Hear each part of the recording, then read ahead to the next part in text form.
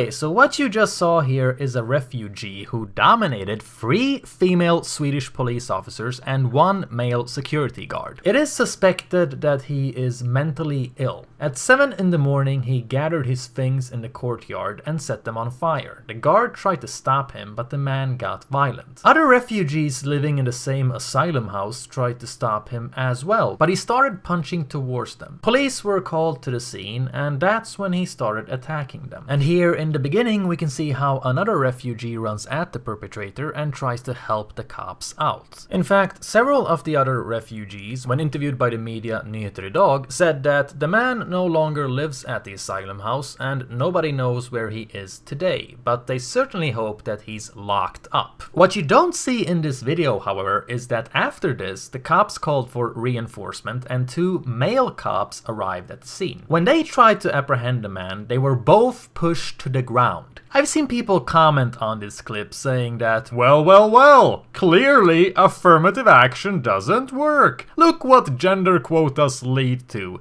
And it's kind of funny, but it's also irrelevant. I mean, obviously, Swedish men are just as incompetent. And it's kind of interesting to compare the difference between Swedish police and American police.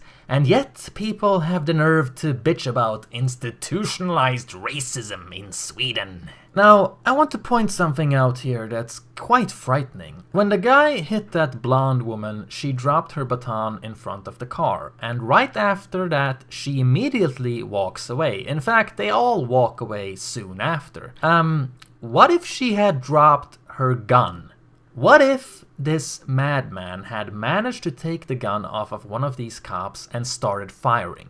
This could have ended really, really badly.